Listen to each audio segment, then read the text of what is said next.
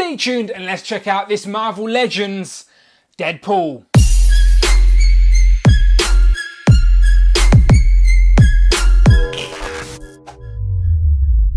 Pow and welcome back to the channel, Dan Who Reviews. As always, my name is Dan W. Make sure you are following me on Instagram at It's Dan Who. Today we are kicking off a whole new wave of Marvel Legends, and I'm a little bit behind on this one, so I'm playing catch up. But it is, of course, the Strong Guy Build-A-Figure wave, aka the Deadpool wave, as this whole wave is Deadpool themed. And in front of me, who else to start with than Deadpool himself? So this time we're getting Deadpool in the blue and yellow, or blue and gold, however you want to call it. And I'll explain why he's wearing these colours in a minute. But he comes in the box with a few accessories, mainly swords and guns, and of course the Build-A-Figure head for the Strong Guy. So I like the packaging, as always, with this new graphic design on the side of Deadpool. On the back we're getting a promo image, a little write-up that reads, "Just got the suit back from the dry cleaners. I hear blue and gold is the new red." There's Deadpool being witty for you. And then, as always, you get a list of all the figures in this wave you need to build the Strong Guy Build-A-Figure. Today we're reviewing Deadpool. So as I said, this whole wave is sort of Deadpool, sort of X-Men themed, and that's why this figure is perfect to start with. And I will explain why now. So here's Deadpool out of the packaging, and do you know what? First impressions, this is a very nice figure. A decent representation of Deadpool in this particular outfit. Very short-lived in the comics, but as Deadpool is known for wearing the red and the blacks, obviously when he changes outfits, it's very noticeable, and that's exactly what happened in this occasion. So I'll explain that in a minute, but let's just first show you that we do get the Strong Guy Build-A-Figure head. So you know what to do. Subscribe to the channel, check out the playlists, and come back, as I will be reviewing this guy in full.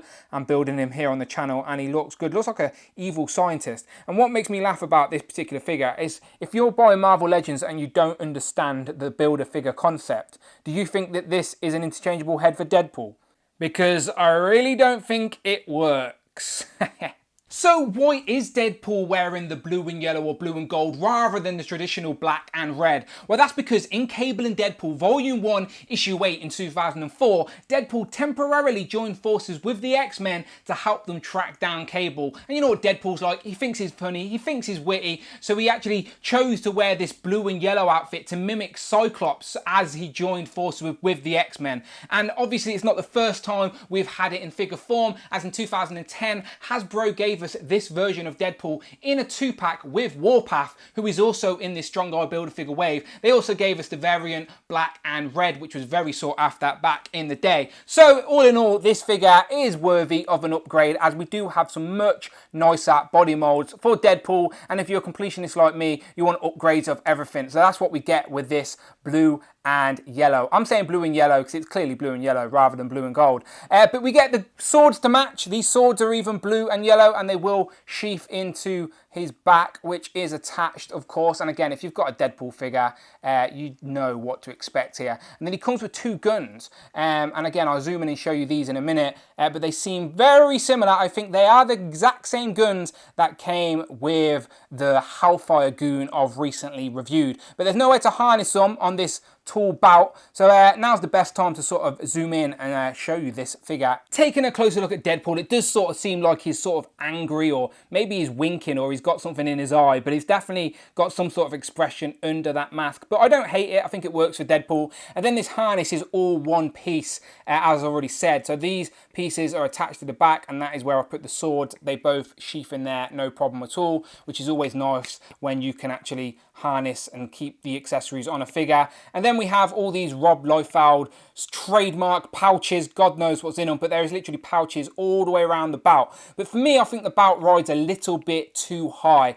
Like, there's the waist line for the waist swivel. For me, the belt should be hovering over that, so it sort of hides the articulation, as the belt does ride too high, and I can't force it down because obviously it's attached and tight on the shoulders. So maybe if I heated it up and pulled it down, I could stretch it out. But either way, that's a little blemish. These lines, to be fair though, are quite clean. Obviously, if you want to pose them up, you have to line them up. I do have a little bit of scuffage under my belt.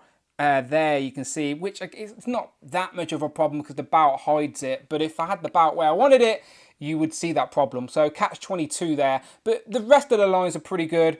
As I said, Deadpool was mimicking Cyclops. The Cyclops had this same sort of pipe line sort of design on his costume at this time in the comics in the early 2000s. But yeah, Deadpool comes with 2 trigger fingers, and that is, of course, so we can hold his guns. And the guns are the same that came with the Hellfire Goon that I've recently reviewed.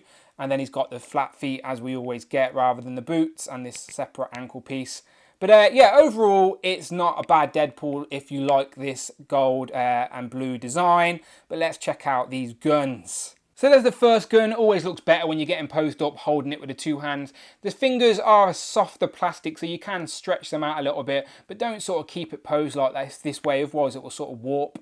But it does work anyway. You can see that the trigger finger is in there, no problem at all, and that looks good. The second gun is this smaller pistol, which again we've seen before now, and he holds that no problem at all in the trigger finger.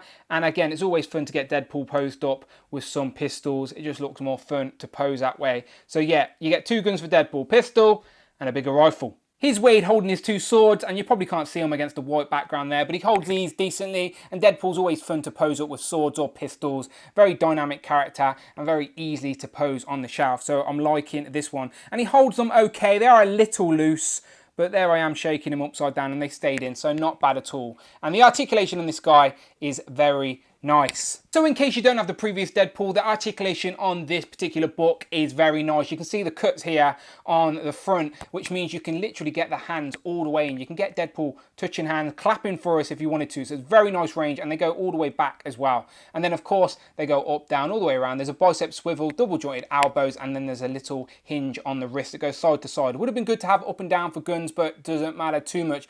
As I showed earlier, we got the swivel on the waist, just under the belt frustratingly. That belt sitting too high is still frustrating me. I don't know if it's stuck or what, but it's too high. And there is a crunch on the waist, you can see it there. And the harness doesn't really hinder it too much. You can still get him crunched forward and crunched back, not so much, I guess. The legs go out okay. I thought, what was that then? Oh, it's his sword. So that was very weird. I thought we had a Deadpool reveal live on camera here.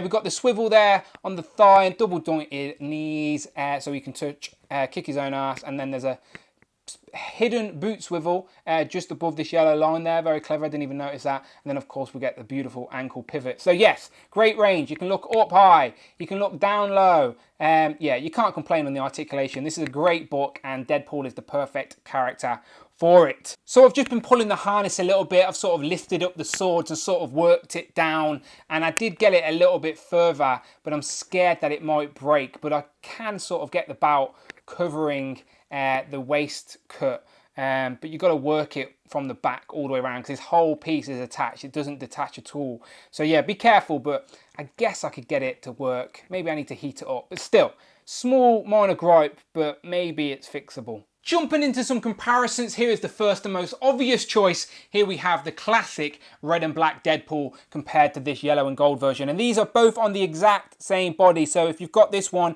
you know what to expect with this yellow and blue one. And it looks very nice. I do think you can find a place for both of these designs for Deadpool in your display. You can hide this one amongst your X-Men display, and Deadpool can be in his own X-Force sort of Deadpool shelf at this point. But yeah, both of these look nice. And these 2 guns are from my fodder box from somewhere, I can't remember. But these look much nicer on Deadpool. So maybe I can find some now for the yellow and blue one as well. But yes, plenty of options for your Deadpool display. So these may be different books, but here we have Deadpool in 3 distinct versions. Here we have the grey and black X-Force Deadpool, the blue and yellow Deadman X-Pool, and then Deadpool, put some trousers on. Thank you. And there we have Deadpool in the more traditional red and black. So it's nice that we now have upgrades of all 3 of these costume changes for Deadpool. Here we have Deadpool compared to Hydra Bob, his best mate, of course, and then of course Gwen Stacy, Gwenpool on the left. And last but by no means least, here we have the comparison that makes the most sense, as it is of course Deadpool in his X-Men uniform compared to 2 iconic X-Men. That is of course Wolverine and Cyclops. So when Deadpool was wearing this outfit in the comics, I don't think Wolverine or Cyclops were wearing this particular versions of their costumes. So it's not 100% accurate, but the YouTube comments don't care about that. And the Hellfire Goon said if I didn't put him in the comparison section, he'd shoot Deadpool. So here's the Hellfire Goon compared to Deadpool. So final thoughts, this is a very nice Deadpool figure for a particular design that we needed an upgrade of. Just think the last version we had of this is over a decade old, so it's worthy of an upgrade because Marvel Legends have advanced so much since then. So I'm not mad about it at all, and now I have a Deadman to slip into my X-Men display. I wish the belt and the harness sat a little bit lower so the belt was around the waist rather than sitting on the belly, and I wish there was more places to store his gun accessories, but I can live with how it is. They're just minor gripes. But you let me know what you think in the comments below as always, and make sure you stick around as I review the rest of this Strong Guy Build-A-Figure wave. There is always a playlist on the channel, so make sure you check that out. But until then, people, you know what to do. Please help the channel grow and hit that subscribe button. Much appreciated. And if you are in a position to support the channel a little bit more, you can on Patreon, links in the description as always. But until then, people, my name is Dan W, and I will of course see you on the next one.